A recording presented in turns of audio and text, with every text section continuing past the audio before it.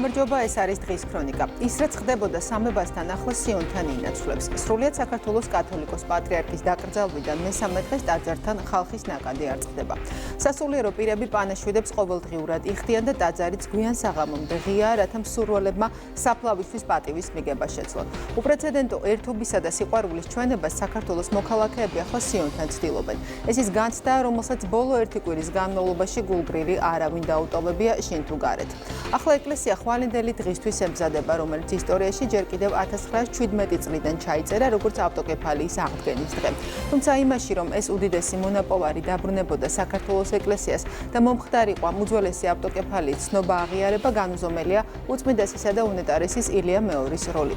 ჯერ კიდევ პატრიარქობამდე დაწყებული შრომა და კვლევა, შემდეგ რთული მოლაპარაკებები საბოლოოდ გამარჯვებით დასრულდა და 1990 წელს მსოფლიო პატრიარქმა საქართველოს მართლმადიდებელ ეკლესიას გადმოსცა ისტორიული ავტოკეფალიის ცნობისა და მტკიცების სიგელი ტომოსი.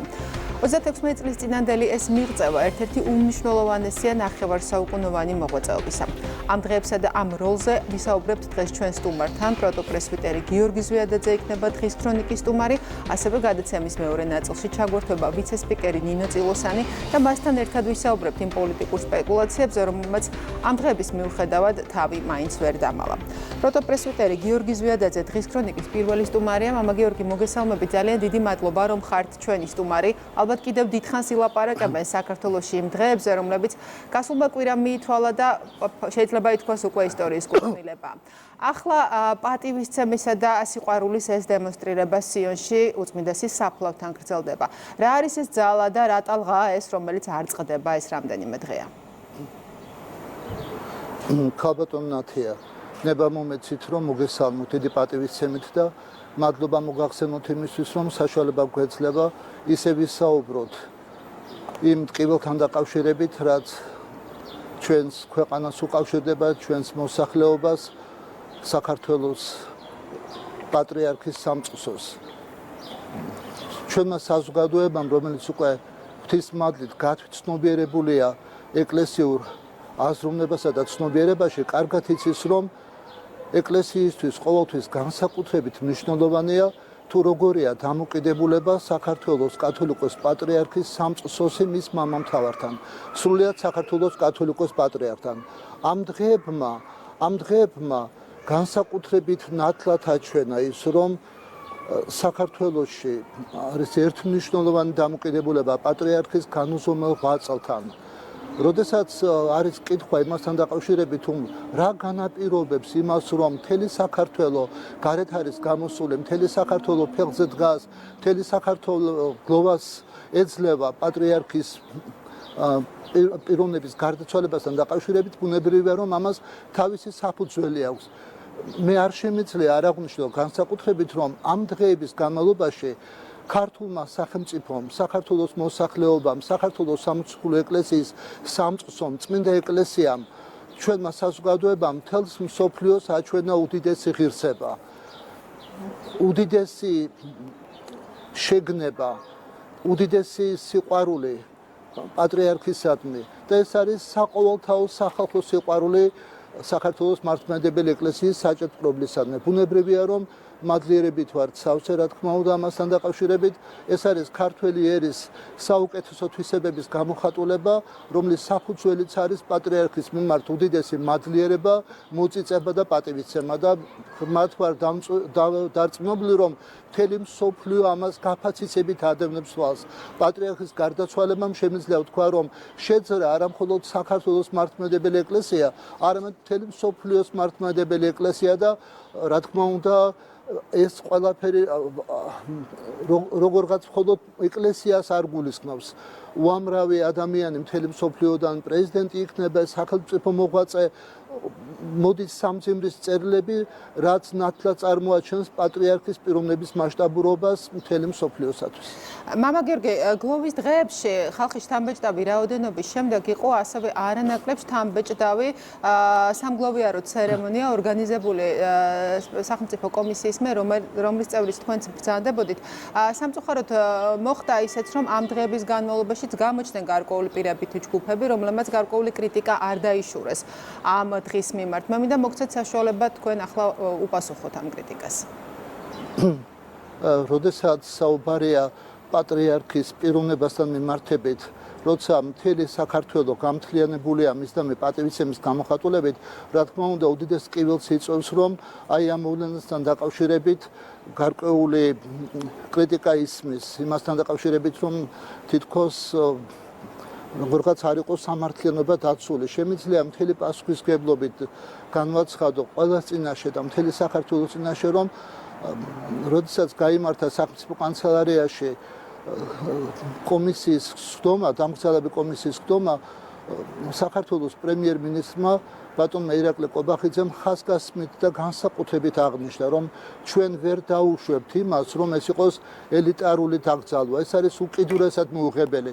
საქართველოს უწმინდესი პატრიარქი ძალიან ახლოს იყო ხალხთან, განსაკუთრებული სიახლოვე ჰქონდა თავის სამწყსოსთან და აუცილებელია, რომ ხალხი იყოს ეკლესიაში. უნდა მივცეთ საშუალება ყველას, რასაც დაიტევს საკათედრო ტაძარი დელეგაციების გათვალისწინებით, ბუნებრივია და უცხოეთიდან ჩამოსული სტუმრების გათვალისწინებით, რომ ადამიანებს ჰქონდეთ შესაძლებლობა, ეკლესიის მრევლს ჰქონდეთ შესაძლებლობა და ხალხს ჰქონდეთ შესაძლებლობა, რომ პატრიარქის დაკრძალვაში მონაწილეობა მიიღოს და ესწრებოდეს ამ დაკრძალვას.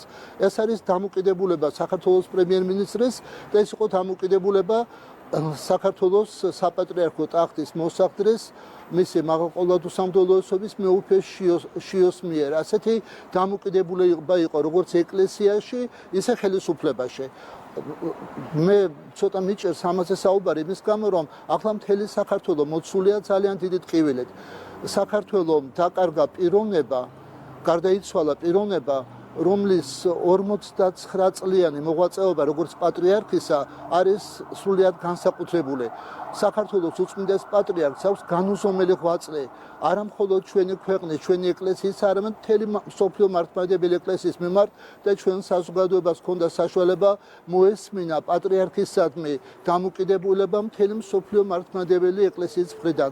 ამიტომ საფუძველი არ აქვს კრიტიკას, რომ რამენაირი მცდელობა იყო იმის, რომ ვინმე ტაძარში არ შესულიყო და ვინმე ტაძარში არ შეეშვათ. ეს ყველაფერი ბუნებრივად ხდებოდა, რა თქმა უნდა, იყო მოსაწვევები გარკვეული პირებისადმი, მაგრამ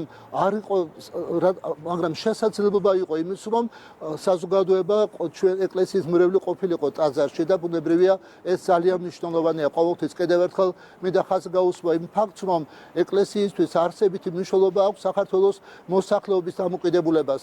ჩვენი მრევლის დამოკიდებულებას პატრიარქისადმი, ამ მრევლის თანდასწრებას და მონაწილეობას დაკრძალვის პროცესში, მაგრამ ბუნებრივია სამართლიანობიდან გამომდინარე არ შემეძლია უდიდესი პატივისცემა არ გამოვხატო საქართველოს ხელისუფლების მიმართ, პირადად პრემიერ-მინისტრის მიმართ, როცა ჩვენ ვსაუბრობთ და მთელი მსოფლიო ხედავდა ამას და ამას ამბობს უამრავი ადამიანი, ბუნებრივია და მთელმა მსოფლიომ ეს კარგად დაინახა, რომ ეს ყველაფერი იყო ორგანიზებული საოცრად, იყო ორგანიზებული ისე, როგორც ეს შეფეროდა უწმინდეს კათოლიკოს პატრიარქს ილია მეორეს და არ შეიძლება მადლიერება არ გამოვხატო ჩვენი ხელისუფლების მიმართ, პირადად პრემიერ-მინისტრის მიმართ. მე მინდა ვისარგებლო შემთხვევით და განსაკუთრებული მადლიერება და პატივისცემა გამოვხატო კულტურის მინისტრის ქალბატონ თინათინ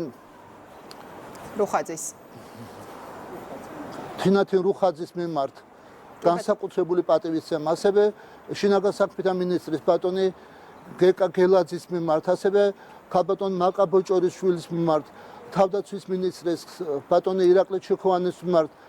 თქვენ მთელი ჩვენი საზოგადოება, მთელი მსოფლიო ალბათ ხედავდა იმას, რომ ეს საყოველთაო გლობის და პატივისცემის გამოხატულება იყო პატრიარქის მიმართ. მინდა მადლიერება გამოხატო ჩვენი ჯარისკაცების, პოლიციელების, ჩვენი წმინდა სინოდის მიმართ, ჩვენი სამღვდელოების მიმართ, მთელი საქართველოს მიმართ. ეს იყო მთელი ერისთვის უდიდესი დანაკლისი და მთელი ერი ამაში გამთლიანებულია. ძალიან რთულია იცით აი ამ ტკივილის და განსაცდელის დროს ყველაფერი თქვა ადამიანმა, მაგრამ რაც ძალიან ნიშანდობლივია და განსაკუთრებული, ეს არის მთელი ქართველი ერის ერთიანობა, ეს არის წმინდა სინოდის წევრებს შორის ერთიანობა, რა თქმა უნდა, უდიდესი მადლიერება ეკუთვნის საპატრიარქო ტახტის მოსახდრეს, წმინდა სინოდის წევრებს და მთელ სამღვდელოებას. ძალიან რთულია სათითაოდ გამოყო ყველა პიროვნება, მაგრამ უნდა აღინიშნოს ის, რომ ეკლესიამ და სახელმწიფომ ერთად საქართველოს ხელისუფლებამ, საქართველოს წმინდა მართლმადიდებელმა ეკლესიამ, ქართველმა ხალხმა და მთელმა მოსახლეობამ ერთად ეს ყველაფერი ესეთი ღირსები წარმოაჩინა, რაც რა თქმა უნდა ჩვენს მადლიერებას იწვევს. მე ძალიან შორს ვარ იმ მდგომარეობაში ერთი წამი თუ შეიძლება.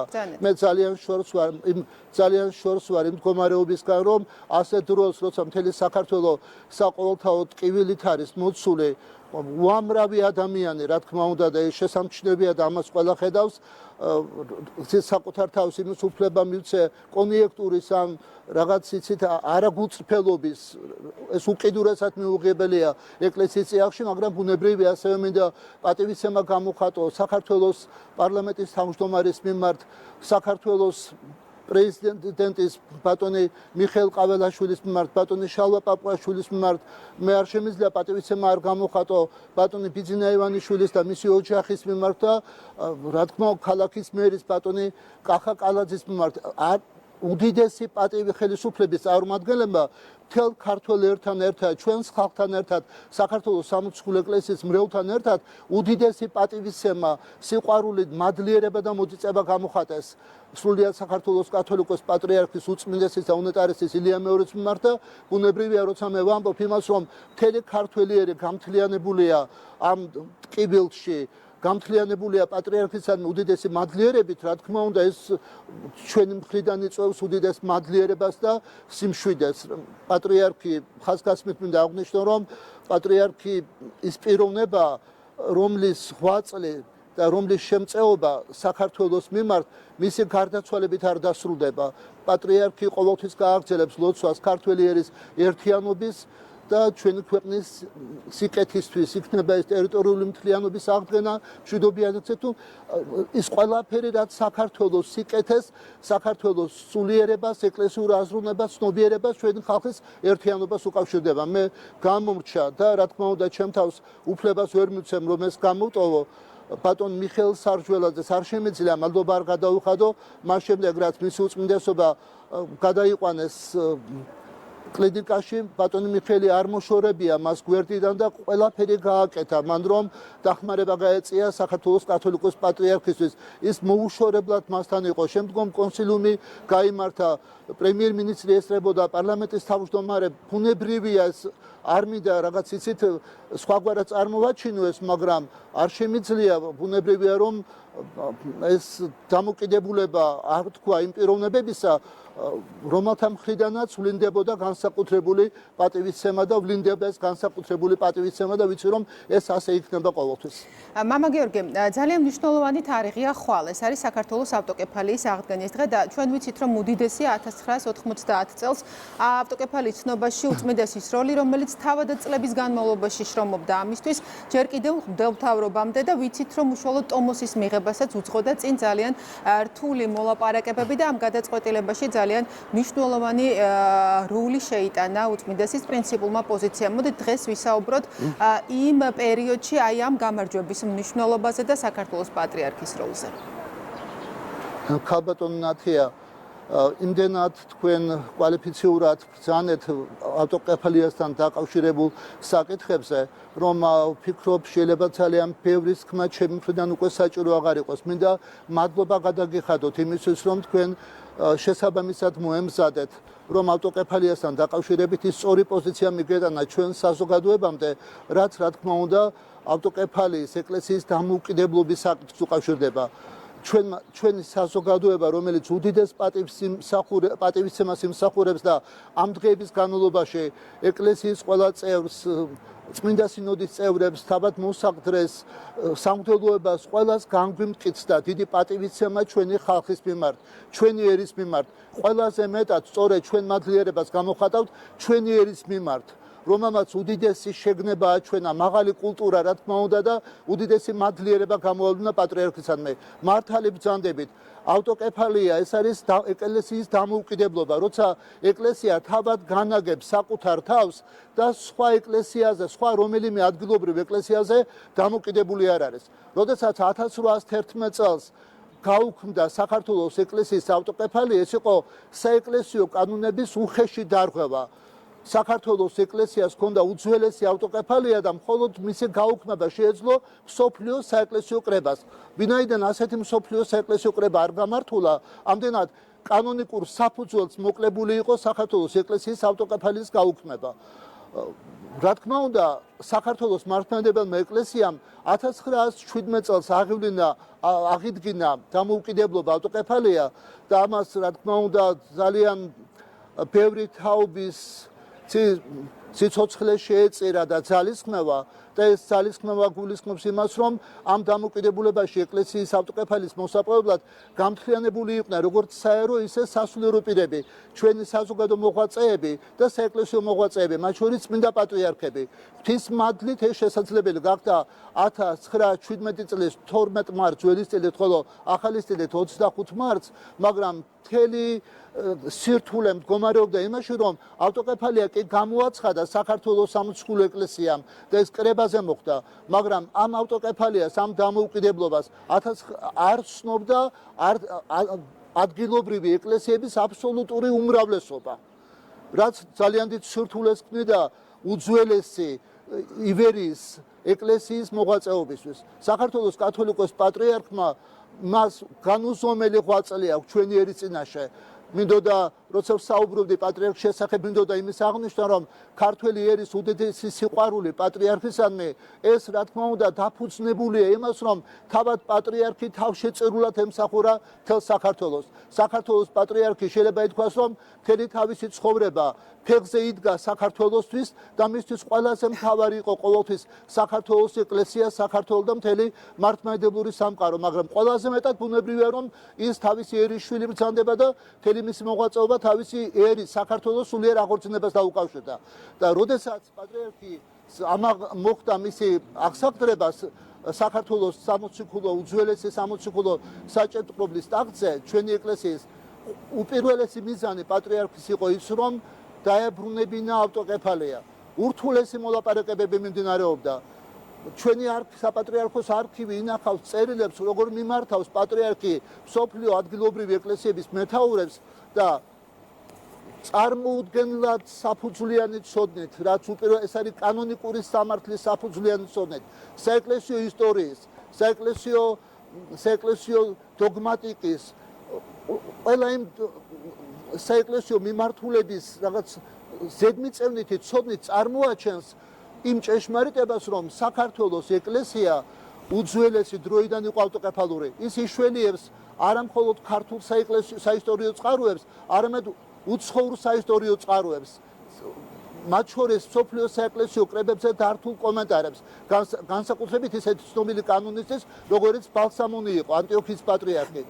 და პატრიარქი უაღრესად არგუმენტირებულად აჩვენებს მსოფლიო მართლმადიდებელი ეკლესიის მეთაურებს, რომ დაუშვებელია ის, რომ ეკლესიაში ასეთი უსამართლობა დამკვიდრდეს, რომ არ იქნას აღიარებული საქართველოს უძველესი ეკლესიის ავტოკეფალია. ამ მრავალწლიანმა შრომამ, პატრიარქის თანმიმდევრულობამ, მისმა უშეღავათო დამოუკიდებულებამ, როცა საქმე ეხებოდა საქართველოს და საქართველოს ეკლესიას, ამ შემთხვევაში ავტოკეფალიას, თავისი შედეგი გამოიღო. 1917 წლის 12 მარტს ის გამოცხადებული ავტოკეფალია, რომელსაც არავინ არ ცნობდა ადგილობრივი ეკლესიების აბსოლუტურ უმრავლესობა, დაგვირგვინდა იმით, რომ 1990 წელს 4 მარტს მსოფლიო პატრიარქმა დიმიტრიოსმა საქართველოს პატრიარქს გადარცა უძველესი საქართველოს ეკლესიის უძველესი ავტოკეფალიის ცნობისა და მტკიცების ტომოსის სიგელი, რაც უკვე არის საბოლოო გამარჯვება და ამ საბოლოო გამარჯვებაში და ეკლესიისათვის ბრძოლის, მისი აღიარებისათვის ბრძოლის სრულყოფა და დაგვირგვინება იყო სწორედ ამ ტომოსის მოპოვება, რაც სამარაჯამო დაუკავშირდა სრულიად საქართველოს კათოლიკოს პატრიარქის უწმინდესი და უნიტარესი ილია მეორის თარიღს. ეს არის უმნიშვნელოვანესი დღე მთელი ეკლესიისთვის და არა მარტო ეკლესიისთვის, არამედ მთელი ერისთვის და ბუნებრივია, რომ ეკლესია ყოველთვის ამას განსაკუთრებული ღირსებით აღნიშნავს. თავად უწმინდესი პატრიარქი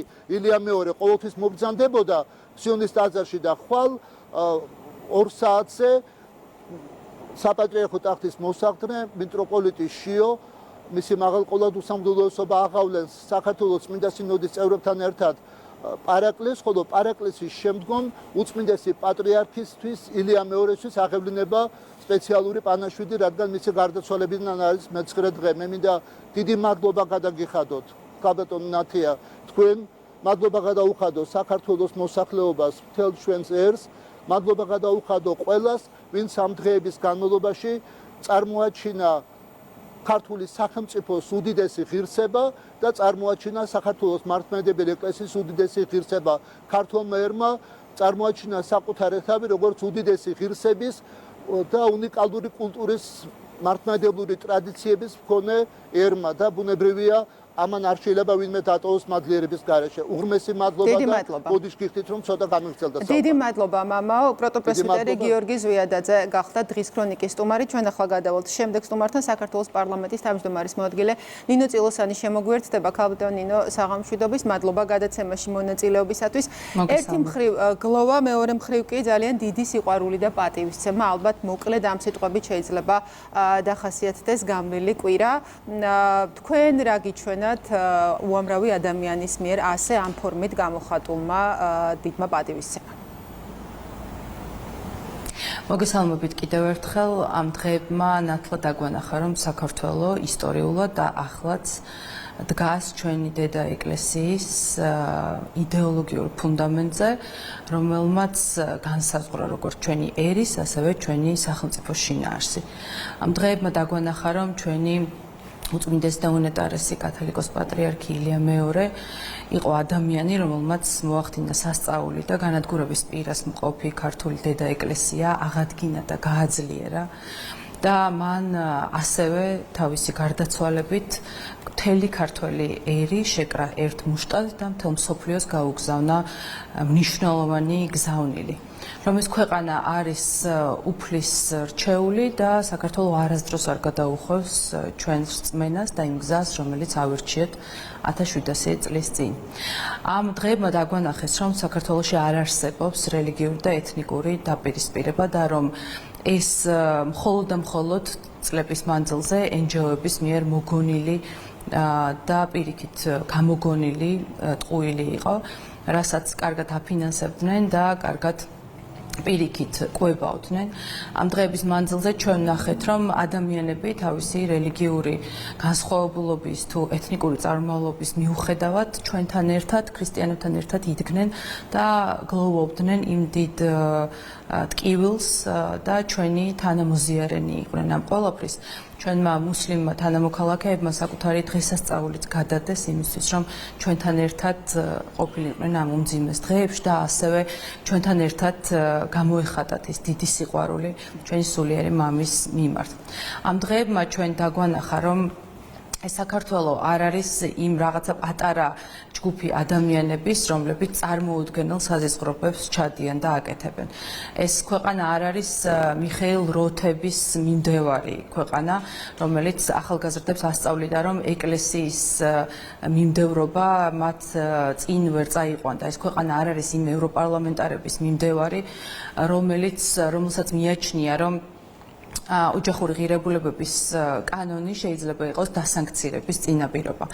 ეს ქვეყანა არ არის იმ ადამიანების, ვისაც შეუძლია, რომ ჩვენ საზოგადოებაში თესოს ზიზღი და შუღლი და რომ ეს ქვეყანა არის ერთი მუშტად შეკრული, ერთმანეთის მოსიყვარულე და რაც თავარია საკუთარი ღირებულებების, ფასეულობების და იმ რწმენის დამცველი ქვეყანა, რომელიც აუცილებლად გაგვიყვანს სამშვიდობოზე. მე რა თქმა უნდა ამ დღეების მანძილზე უამრავ ადამიანს მინდა მადლობა გადაუხადო ჩვენი პატრიარქის პანაშვიდები, ისევე როგორც მთლიანი პროცესია, როგორც მას შეეფერებოდა ისე ღირსეულად და ისე დია და წარიმართა.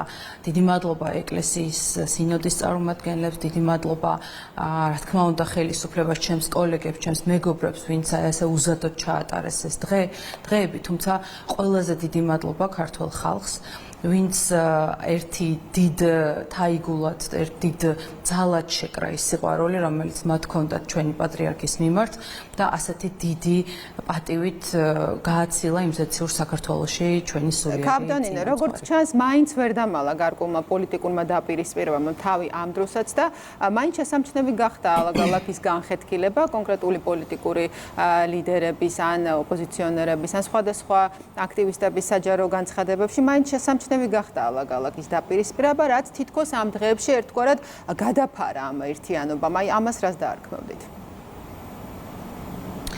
ვფიქრობ, რომ არც კი ღირს იმის ხსენება თუ რა საზიზღრობებს კადრულობდნენ თუნდაც ამ დღეების მანძილზე, იმიტომ რომ ეს ადამიანები მხოლოდ და მხოლოდ ძალიან პატარა ნაწილს წარმოადგენენ ამ საზოგადოების.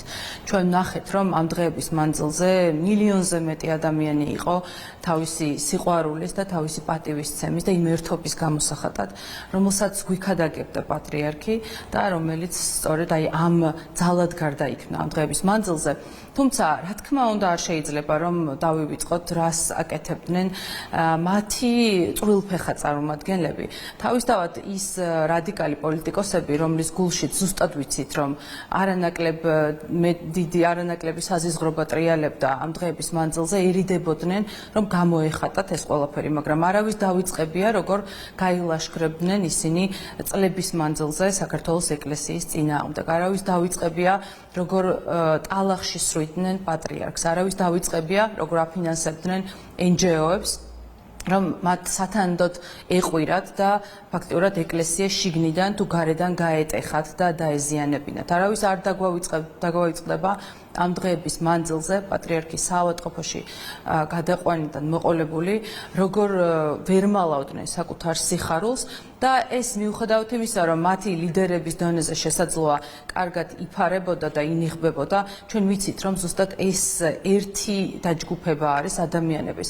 მე მესმის შესაძლოა ვიღაცას საერთოდ არ კონდეს ჩვენი რელიგიური რწმენა. მე ისიც მესმის, რომ ვიღაცა იყოს ათეისტი, მაგრამ ადამიანი, რომელსაც აყენებს დიდ სიამოვნებას ჩვენი პატრიარქის, ჩვენი ეკლესიის ლანძღვა და მათი დისკრედიტაცია, ეს უკვე ცალკე მიმდინარეობა არის და ცალკე ბოროტთა დაჯგუფება არის.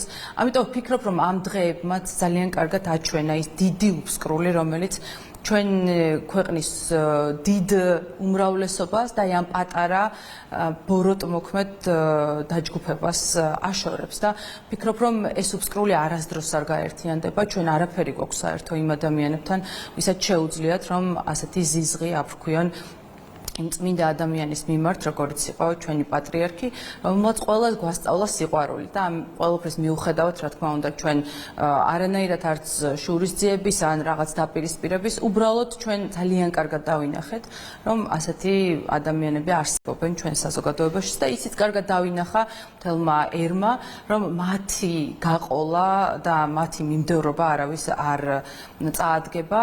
ესენი არიან პოლიტიკოსები, ვისაც შეუძლიათ, რომ საკუთარი სულიერი მამის, ჩვენი ერის სულიერი მამის წინააღმდეგ ასეთი სიბინძურეები აკეთონ, ამიტომ რა თქმა უნდა არც გაგვიკვირდება იმ კანონებზე, იმ ინიციატივებზე და იმ პოლიტიკურ კურსზე მათი წინააღმდეგობა, რომელსაც ჩვენ ვატარებთ. ჩვენ ამ დღეებმა ასევე გვაჩვენა კონკრეტული ევროპელი პოლიტიკოსების დუმილი მაგალითად, ხო, თქვენ საუბრის დასაწყისში ახსენეთ რამდენიმე მათგანი. აი რატომ შეიძლებოდა მაგალითად ამ დღეებში დუმილი შეენარჩუნებინათ იმ პოლიტიკოსებს, რომლებიც საქართველოში მიმდინარე თითქმის ყველა პოლიტიკურ პროცესს მეტნაკლებად ეხმიანებიან ხოლმე. მაგალითად, ასე იყო დღესაც, როდესაც კონკრეტულ ოპოზიციონერ პოლიტიკოს მიესაჯა განაჩენი იქნა მის მიმართ გამოტანილი.